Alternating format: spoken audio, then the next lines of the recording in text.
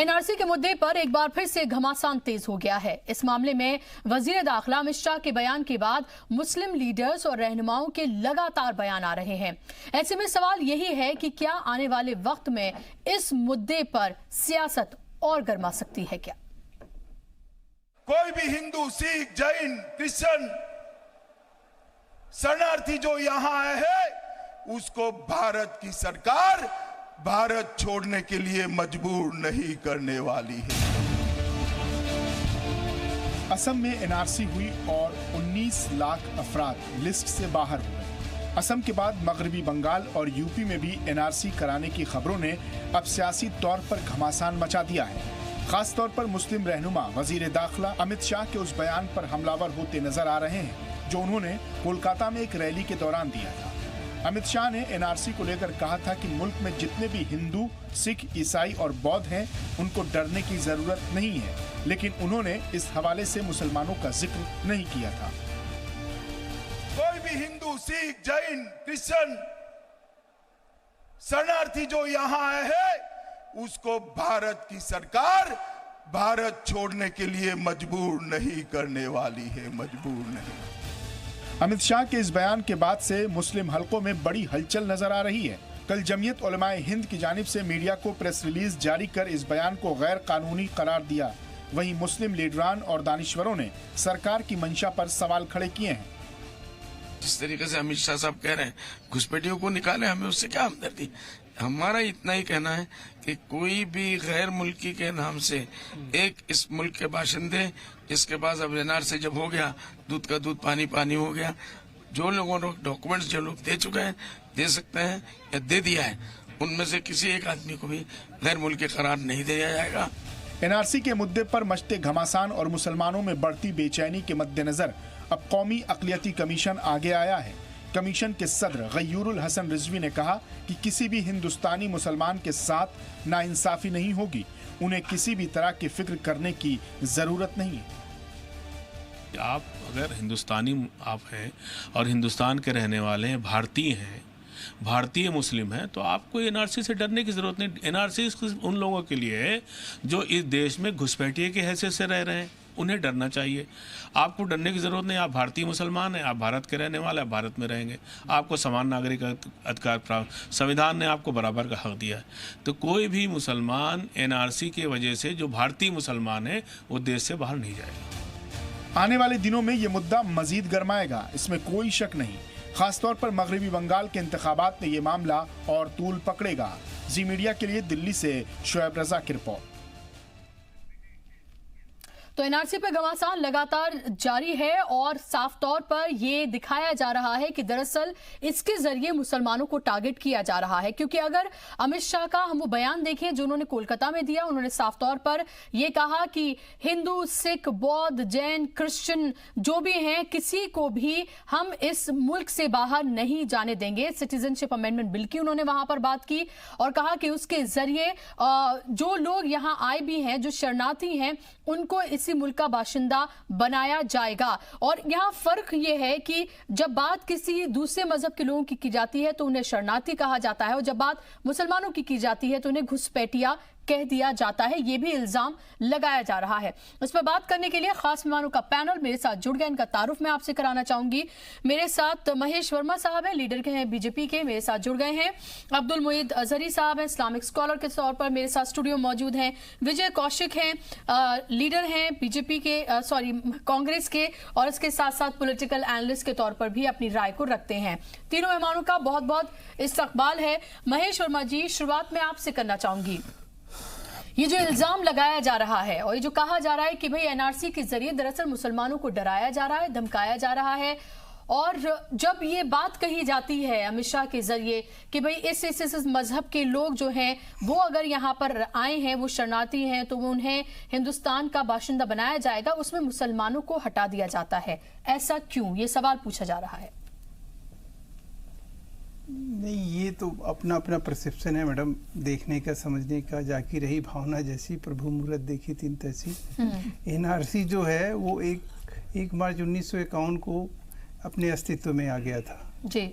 और एनआरसी को अमेंड किसने किया? एनआरसी को 1971 के बेस पे या 1966 से 1971 के बीच में जो एक नए सिरे से नागरिकता कानून को जो डिफाइन किया गया इस मुल्क में, वो सिर्फ असम को लेकर था, ठीक है ना। 1948 तक आने वाले लोगों को यहाँ पर ये सुविधा जो है बदस्तूर जारी है और ये जारी रहेगा। ये संविधान और कानून का प्रावधान है, ठीक है ना। उसके ऊपर किसी को शक नहीं होना चाहिए, सुबह नहीं होना चाहिए। इस देश का जो नागरिक है, हम आप कोई भी हो, या हिंदू हो, मुसलमान हो, सिख हो, ईसाई हो, अगर बात कहने में कहीं एक शब्द छूट गया हो और उसको लेकर तमाशा बनाया जाए और उसको लेकर सियासत किया जाए, अगर हमारे गृह मंत्री घुसपैठिया तो एक घुसपैठिया ही है, चाहे वो किस मजहब से ताल्लुक रखता है, उससे इसका कोई ताल्लुक नहीं है, क्योंकि अगर वो घुसपैठिया है तो उसे सिर्फ एक घुसपैठिया ही माना जाएगा।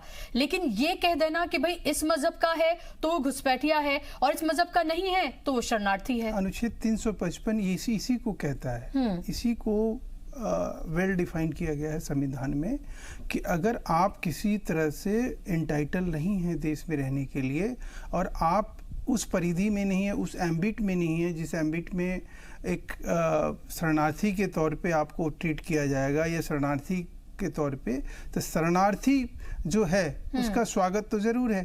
हमने जिसको शरण दिया उसको तो हम मानेंगे, एक्सेप्ट करेंगे, वही गृह मंत्री कह रहे हैं। और रही बात जो घुसपैठिए हैं, जो बिना किसी मतलब दास्तावेज के, साक्ष्य के, सबूत के, और जो सिर्फ अपने यहाँ काम धंधा या उत्पाद या आतंकवाद या किसी अपने वेस्टेड इंटरेस्ट के लिए जो है देश में अगर वो अपना पैर पसार रहे हैं तो उनको रोकना और उनके अच्छा, मुझे एक बात आप क्लियर कर दीजिए। अंकुश लगाना हमारा धर्म बनता है, हमारी ड्यूटी बनती है हर एक नागरिक की। Okay, fine, accepted. आप मुझे एक बात क्लियर कर दीजिए कि अगर कोई भी शरणार्थी किसी भी मजहब का है, चाहे वो हिंदू है, मुस्लिम है, सिख है, ईसाई है, बौद्ध है, जैन है, अगर वो एक शरणार्थी की हैसियत से यहाँ पर रह रहा है तो क्या उसके साथ इक्वल ही व्यवहार किया जाएगा या उसके मजहब के हिसाब से उसमें कोई तब्दीली की जाएगी? देखिए, शरणार्थी का कानून और घुसपैठी के कानून में मैं इसीलिए 355 का उदाहरण दिया आपको। और दूसरी तरफ एक शरणार्थी जो होता है उसके लिए वेल डिफाइंड है, उसके लिए सुप्रीम कोर्ट ने ऑलरेडी स्पष्ट रूप से जो हमारे अभी वर्तमान में सीजीआई हैं, इनका एक सुप्रीम कोर्ट का जो आदेश है वो आप पढ़िए तो उसमें स्पष्टता के साथ ये सामने आ गया है कि साक्ष्य जो है, सबूत जो है, 10 ऐसे दस्तावेज आपको देने पड़ेंगे जो ये साबित करे कि हाँ, शरणार्थी के रूप में भारत सरकार ने आपको यहाँ पे अनुमति दी या आप इस दस्तावेज के आधार पर शरणार्थी कहे जाएंगे। घुसपैठिया जो रोहिंग्या या कुछ ऐसे संगठन हैं या कुछ ऐसे तंजीमें हैं या कुछ ऐसे लोग हैं जो मुसलमान के नाम पर, इस्लाम के नाम पर कुछ गलत काम करने वाले लोग जो हैं, जो हमारे देश में पांव पसारते हैं और धीरे धीरे वो जो है आतंकवाद का एक अपना अड्डा बना लेते हैं या कह लीजिए आपराधिक गतिविधियों को वहां से अंजाम देते हैं। तो ऐसे तो आप साउथ में देखें, लिट्टे जिस तरह से उसने पैर पसारा था, वो भी तो तमिलियन श्रीलंका से जो आए थे, तो उनके लिए भी फिर वो उसी तरह की बात होनी चाहिए, क्योंकि वो भी खतरा है हमारे लिए। जी, एक चीज आपको समझना होगा। देखिए, श्रीलंका की जो स्थिति और परिस्थिति और हमारे देश की स्थिति और परिस्थिति थोड़ी सी डिफरेंट है। हमें ये समझ के चलना पड़ेगा कि हम जो है, कोई भी मुस्लिम भाई हो, उसका वो इस देश में अगर वो नागरिक है तो वो हमारे तरह ही है, वो कोई दोयम दर्जे का थोड़ी है। उसको ये अपने आप में उसको ये आशंका पैदा करना, वो एक तरह से ये समझ लीजिए, लेकिन उसे एहसास तो कराया जा रहा है कि वो दोयम दर्जे का है। एहसास कहाँ से कराया जा रहा है? एहसास कौन कराने वाले लोग हैं? नहीं, कानून जब इस देश में स्पष्ट तौर पे ये कहता है कि वो इस देश का नागरिक है, उसके साथ कोई छेड़छाड़ हो ही नहीं सकता है। तो बिना मतलब के, बिना फिजूल को उसको आतंक, उसको डर पैदा करना, उसके दिल में आतंक पैदा करना, ये एक सियासी खेल है। ठीक है, ओके। विजय कौशिक जी, मुझे ये बताइए, महेश शर्मा जी ये कह रहे हैं कि अगर एक लफ्ज जो है वो उनसे छूट गया, हालांकि वो बहुत बार छूटा है, तो वो छूट गया तो उसको खामखा जो है वो बवाल क्यों खड़ा किया जा रहा है? हालांकि स्पेसिफिकली ये बार बार ये कहा गया है कि भाई अगर आप मुसलमान के अलावा किसी भी मजहब से हैं और अगर आप बाहर से आए हैं 6 साल अगर आपने यहाँ पर गुजारे हैं तो सिटीजनशिप अमेंडमेंट बिल के तहत आपको हिंदुस्तान की नागरिकता मिलेगी, लेकिन अगर आप मुसलमान हैं तो नहीं मिलेगी। ये बात बहुत स्पेसिफिकली क्लियरली ये कही गई है। कहाँ लिखा गया? आपके यहाँ से कही गई है, ये बार बार ये कहा गया है। कब कही गई है? अमित शाह ने कितनी बार बोला है? आप मेरे से पूछ रहे हैं, लेकिन परेशान महेश शर्मा जी हो रहे हैं। चलिए आप जवाब दीजिए विजय कौशल। मैं स्पष्ट रूप से बताना चाहता हूं कि भारतीय जनता पार्टी एक ऐसी पार्टी है जिसके राष्ट्रीय नेताओं को हिंदुत्व की परिभाषा नहीं मालूम, लेकिन हिंदुत्व के नाम पर राजनीति करते हैं। और इसी कड़ी में ये इतना आगे बढ़ चुके हैं, मानसिक रूप से इतना इनका संतुलन खराब हो चुका है कि ये केवल देश में वोट बैंक की राजनीति हिंदू और मुसलमान के नजरिए से देखते हैं। मुझे बताइए कि आपने ठीक है हिंदुओं के लिए कहा, आपने सिखों के लिए कहा, आपने ईसाइयों के लिए किस आधार पर कह दिया? अगर जिस आधार पर ईसाइयों के लिए आपने कहा तो उसी आधार पर आपको मुसलमानों के लिए कहना चाहिए था। आपके कहने का अर्थ ये था कि भाई घुसपैठिया चाहे कोई भी हो वो नहीं आना चाहिए, लेकिन आपने कह दिया कि केवल मुसलमानों को छोड़कर और जितने भी लोग हैं वो सब स्वीकार हैं, केवल मुसलमान ही स्वीकार नहीं है। क्योंकि आप देश में एक संदेश देना चाहते थे कि आपकी पार्टी हिंदूवादी पार्टी है, आपकी सरकार हिंदूवादी सरकार है, आप मुसलमानों के विरोधी हैं, आप जो है इस देश में किसी भी तरीके से हिंदुओं के हितों के साथ कोई भी समझौता नहीं होने देंगे। इस तरह की आपने भूमिका वहां प्रस्तुत करने की कोशिश की जिससे कि आपको चुनावी लाभ मिल सके। आपको मालूम होना चाहिए कि इस देश की आज़ादी की लड़ाई में सबसे बड़ा योगदान हिंदुओं के साथ साथ मुसलमानों का भी था, बराबर का था। और देश का बंटवारा हुआ एक अलग मुद्दा है, लेकिन यहाँ जो देश का संविधान बना उसमें सभी को बराबरी के अधिकार हैं। उसमें ऐसा नहीं है कि भाई मुसलमानों को कहीं भेदभाव की दृष्टि से देखा गया है। जब देश के संविधान ने सभी को बराबरी का हक दिया है तो माननीय अमित शाह जी, आप गृह मंत्री हैं, आपको भी बराबरी का व्यवहार देश के मुसलमानों के साथ करना चाहिए। आपके जो इस तरह के भाषण हैं इससे देश के मुस्लिम भाइयों में एक डर पैदा होता है, बिना वजह का एक डर पैदा होता है। इसके अलावा आप की पार्टी हमेशा से यूपी में मान लीजिए लोकसभा में चुनाव हुए तो उत्तर प्रदेश में एक ही बात उठाई गई कि बुरके में फर्जी मतदान हो रहा है, बुरके पर प्रतिबंध लगना चाहिए, भारत हिंदू राष्ट्र बनना चाहिए, भारत ये बनना चाहिए, भारत। अरे मैं तो ये कहता हूँ इसे इंसानों का देश बनाइए। तू हिंदू बनेगा ना मुसलमान बनेगा, इंसान की औलाद है, इंसान बनेगा, इंसानियत के लिए काम कीजिए। ओके। अब्दुल मुईद अजहरी साहब, मुझे बताइए कि क्या एनआरसी को लेकर वाकई में मुसलमान डरे हुए हैं? क्या उन्हें लग रहा है कि उन्हें एक दोयम दर्जे का सिटीजन बनाया जा रहा है? जब ये कहा जाता है, तमाम मज़ाहिब की बात की जाती है, उसमें मुसलमानों का नाम अगर नहीं लिया जाता है अमित शाह की तरफ से, तो क्या वाकई में ये डर आपका बढ़ जाता है? देखिए बुशरा जी, पहली बात तो ये है कि मुसलमान कंफ्यूज है। मुसलमान डरे कि इसे भ्रम माने, कि इसे चुनावी घोषणा माने या किसी चुनावी साजिश माने, क्या माने कुछ समझ नहीं आ रहा है। असम में ये बात कही गई थी कि घुसपैठिए चूंकि ज्यादा आ गए हैं, इस वजह से वहाँ के असमीज का भी ये था कि यहाँ पे जो बाहरी आ गए हैं इनको हटाने के लिए एक प्रक्रिया होनी चाहिए, जिसके लिए उन्होंने एनआरसी शुरू की। एनआरसी में 19 लाख समथिंग जब लोग आ गए, उसके बाद उसको 2 मजहब में बांटा गया कि वो 13 लाख कुछ है, 6 लाख कुछ है। उन पर क्या हुआ अभी कोई बात सामने नहीं है। इलेक्शन वेस्ट बंगाल में है, तो अब वेस्ट बंगाल में अमित शाह जी का भाषण, अब जाहिर सी बात है लोग बड़े पॉलिटिशियन लोग हैं और बहुत एक एक लफ्ज से खेलने वाले लोग हैं, तो उन्होंने जब हिंदू और बुद्ध, बौद्ध और जैन और क्रिश्चियन इन तमाम लोगों को कहा तो उसमें वर्ड शरणार्थी कह दिया। जैसा कि अभी मेरे मित्र कह रहे थे कि जो शरणार्थी होगा उसे बाहर जाने की जरूरत नहीं है, तो यह फैक्ट है। वहां पर मुस्लिम का नाम जानबूझकर ना लेना 2 चीजें बताता। एक तो है कि मुस्लिम यहाँ शरणार्थी नहीं हो सकता, ये एक तो मैसेज हो जाए, और मैसेज जो देने की कोशिश की गई कि मुस्लिम शरणार्थी नहीं हो सकता, मुस्लिम जो आएगा वो शरणार्थी ही होगा।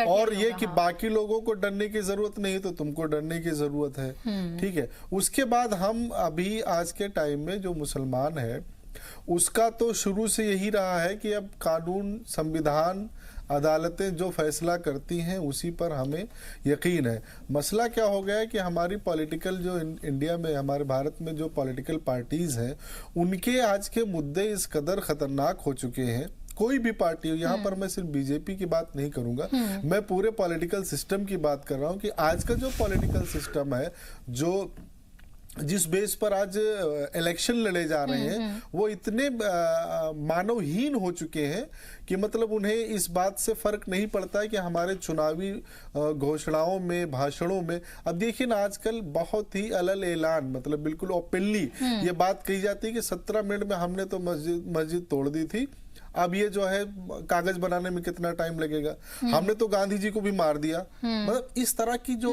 इस तरह के भाषण है और इस पर जो है मतलब खामोशी है, ये बहुत ताजुब करता है कि हमारा भारत कहाँ जा रहा है। और हम कहते तो और उसके अलावा हमारे अपने जो कायदीन है, एक सवाल यहाँ पर बुशरा जी, अमित शाह या और भी जितने भी पॉलिटिकल लीडर्स हैं उनके अलावा हमारे अपने कायदीन का भी है, वो खुद भी इस कदर जो है वो, मैं एक लफ्ज कहने से पीछे नहीं हटूंगा, बिगड़ चुके हैं।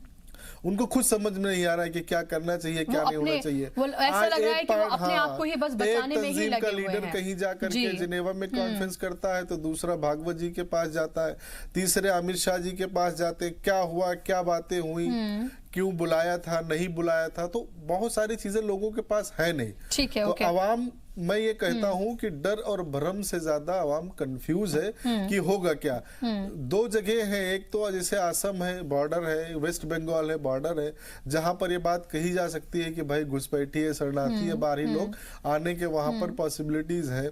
अगर आप इसे पूरे इंडिया में करते हो तो मुझे लगता है कम से कम 20 साल लगेंगे आपको सरकारी आंकड़े, सरकारी नाम, सरकारी दस्तावेज खुद के सही करने में। मैं ये बात दावे के साथ कह सकता हूं कि जितने भी सरकारी नाम जो खास तौर से वोटर लिस्ट हो गया और आपका जो है क्या कहते हैं ये जो जमीन से जुड़े हुए कागज है उसमें 95% नाम गलत है। तो अगर वो बेस बनता है तो उसको सही कौन कराएगा, कैसे सही होगा? सरकारी सिस्टम जिस तरीके से हमारा है, तो अगर एनआरसी के जरिए सब होता है तो सबसे पहले यही प्रोसेस करो कि पूरा एक सिस्टम बनाओ कि सबसे पहले यही दुरुस्त हो जाए। बाप का नाम, बेटे का नाम कुछ और है, बाप की जगह कुछ और, उनके दादा का कुछ और है। ऐसे तो मुझे लगता है कि 50% इंडियन तो ऐसे ही अलग हो जा रहा है। विजय कौशिक जी, लेकिन ये बताइए कि 1951 में जब एनआरसी लाया गया था तब तो आपकी हुकूमत थी, यानी कि आपने ही ये लाया गया है। उसके बाद बीजेपी ने अब इसे कैरी फॉरवर्ड किया है। सिटीजनशिप अमेंडमेंट बिल एक जो चीज है वो लाई गई है बीजेपी की तरफ से, और आप ये बताइए कि पहले लाया आपने, उसको बीजेपी ने कैरी फॉरवर्ड किया।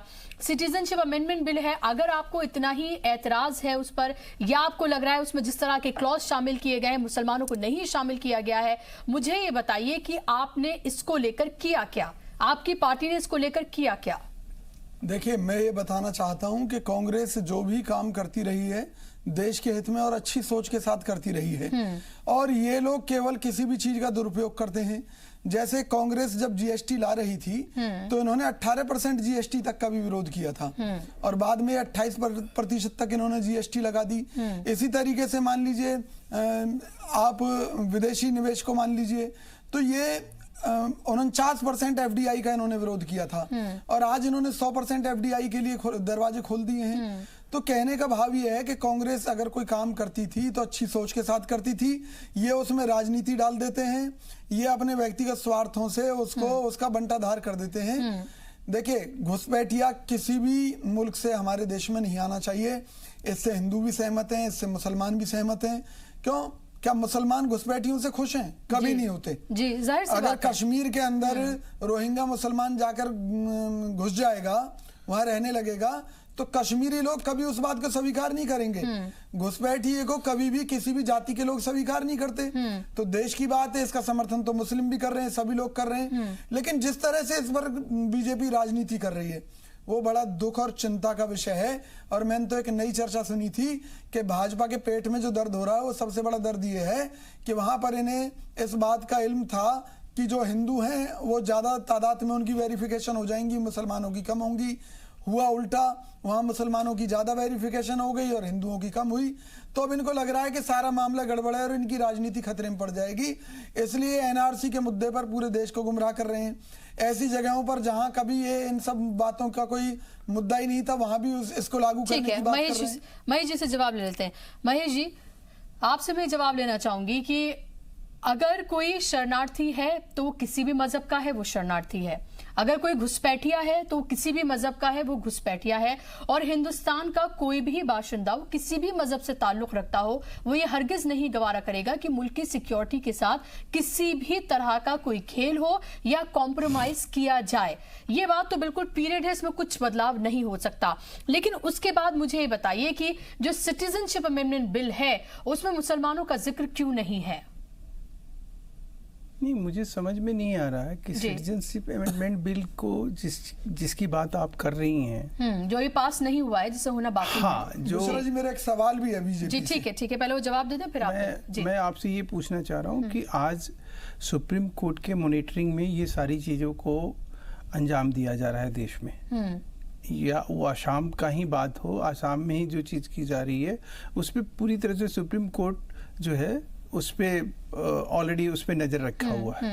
एक उसमें सेक्शन 6 है जो कि ऐसा प्रतीत होता है कि सेक्शन 6 को लेकर एक गुमराह किया जा रहा है पूरे देश के एक वर्ग विशेष को, मुस्लिमों को जो गुमराह करने की जो एक आदत बनी हुई है सियासत की वजह से, जो इनको वोट बैंक दिखाई देता है कि इनको हम अगर गुमराह कर लिए तो हम सफल हो जाएंगे कि इनके वोट हम ले लेंगे।